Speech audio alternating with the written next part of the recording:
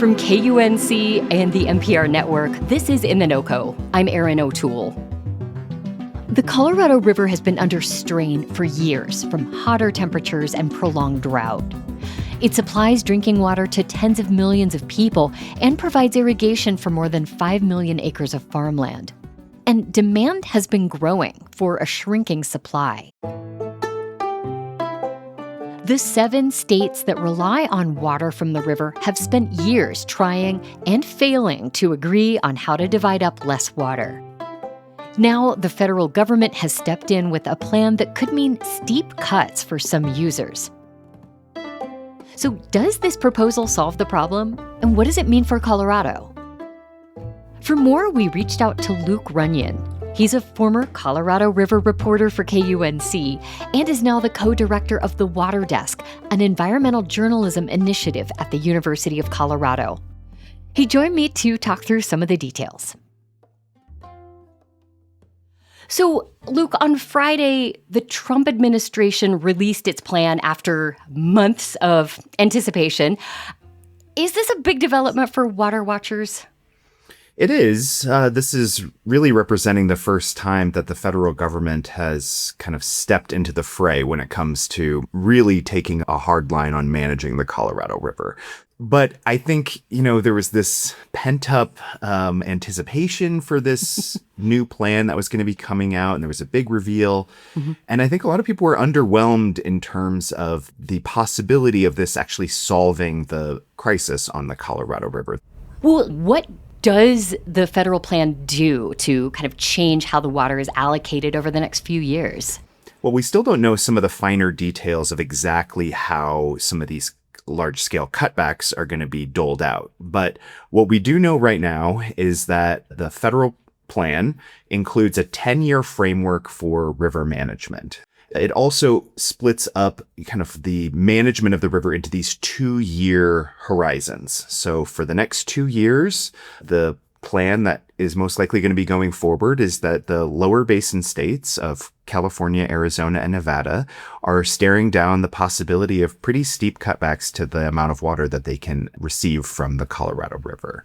This plan doesn't mandate any cutbacks to the upper basin states, Colorado, Utah, Wyoming, and New Mexico. Mm-hmm. It does talk a little bit about releases from upstream reservoirs in those states to help prop up Lake Powell. It talks about some voluntary conservation that might take place in those states. But really the thrust of this new plan is these large-scale cutbacks to water deliveries. Is this plan binding? This plan is the federal government sort of taking the reins because those states have failed to come to agreement on their own. But even in all of the discussions around this, the federal government is leaving the door open to those states that if in the next 2 years they come back together, they come up with their own consensus agreement, then that would be what goes in place. So they're leaving that door open. I want to briefly talk about how we got here. What are the core problems that brought the river to this point? It's a simple supply-demand problem. We have a shrinking supply of water when it comes to the Colorado River. It's a snow-fed river. We know snowpack is shrinking in the southern Rocky Mountains where this river and its tributaries get their start. And we have either steady or slightly rising demand in other parts of the watershed. So shrinking supply, steady demand. We have to shrink our demand for water in order to match that declining supply.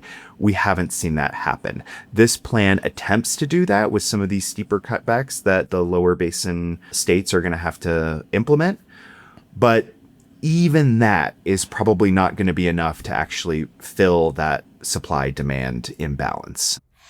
Colorado is in the upper basin. It's not facing mandatory cuts under this plan. Why is that?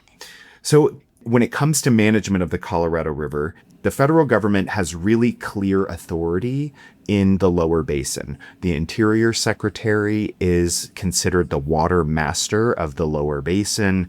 A lot of that water is delivered through federal infrastructure. It's really easy for the federal government to put its thumb on the scale in the lower basin. Much more difficult in the upper basin.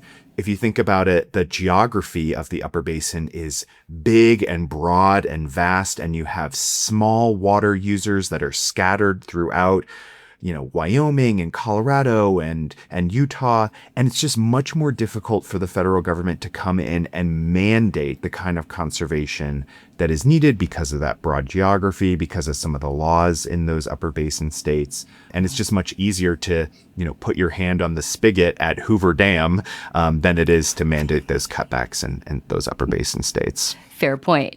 So how will the rules in this federal plan affect Colorado water supplies, if at all?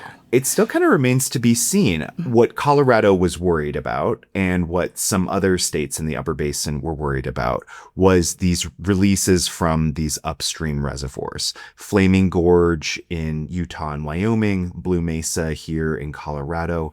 There was concern amongst some of the water users that those reservoirs were going to be drained in order to help fill some of the demand downstream. This plan is most likely going to include, a release schedule or operating guidelines for some of those reservoirs and how they might be used to fill Lake Powell and meet some of that downstream demand. Okay.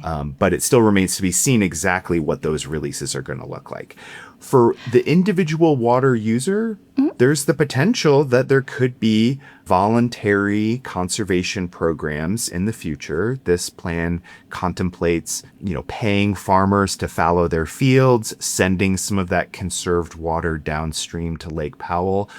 We just don't know the details of what those kinds of programs could look like right now, and it's likely that they would play out over the next several years.